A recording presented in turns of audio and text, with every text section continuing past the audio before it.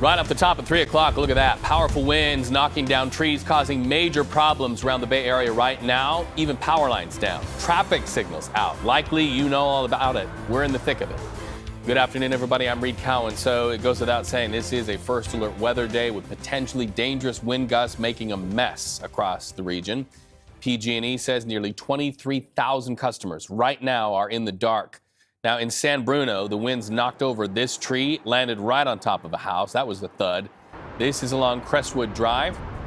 That tree fell from outside the fence, crashed right through the fence, and then right through that home's roof. This is how it looks in Lafayette. In the East Bay, Con Fire says drivers of certain cars need to be especially alert. Driving conditions can be dangerous, especially, not really for all vehicles, but especially for high-profile vehicles, vans and buses and trucks and like that. So we urge all of our residents to use extreme caution. So first responders are out, and we are also there working on the story. We've got team coverage beginning with First Alert meteorologist Darren Peck tracking these winds. Darren. Reed, it's windy everywhere right now. But there's one part of the bay that's particularly windy, and where we're seeing some of the more common images of down trees and power lines and all those kinds of things. And it's the city down the peninsula and the East Bay shoreline, kind of right through that Alameda stretch. There's a reason for that. When we have strong northwest winds like that, we've seen gusts to 60 miles an hour for these locations. And the times over here give you an idea. They're all pretty much in line with one another, right around 1 to 2 o'clock. That's right when the leading edge of this came in, and that's when we were going to experience the worst of these winds. In general, most of us have like a 35 to 40 mile an hour gust. But if you look at the northwest winds that are getting funneled right through the San Bruno Gap, that's that opening between San Bruno Mountain and the rest of the hills down the peninsula. It squeezes the winds when it's perfectly oriented from the northwest. SFO's had a 60 mile an hour gust here today. It's almost as strong in the city. We're seeing the worst of it now. It'll stay this way for the next few hours. It's really not till we get past like evening commute, home time, when the winds will begin to slacken a bit, but they're not going to turn off completely.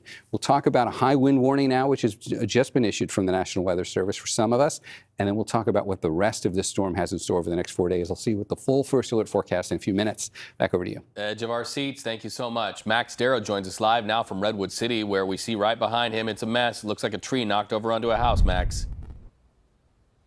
This is a pretty big example of how strong the winds can be. Walk with me right here. You can see this tree was completely ripped out of the ground, and as the winds toppled it over, you can see that it ripped up the concrete and it fell onto this house, as you see right here, shattering this window. The tree goes across the entirety of the roof of this home here in Redwood City. The good news is I'm being told that the homeowner is okay. However, there's obviously a massive mess. She's very shaken up at this point. We spoke with a neighbor who was home at the time when this tree went down. This is what he had to say. Listen to this. It sounded like kind of like an earthquake, actually. A big, massive kind of rattling sound of the house, and then it ended pretty quickly, and that was about it.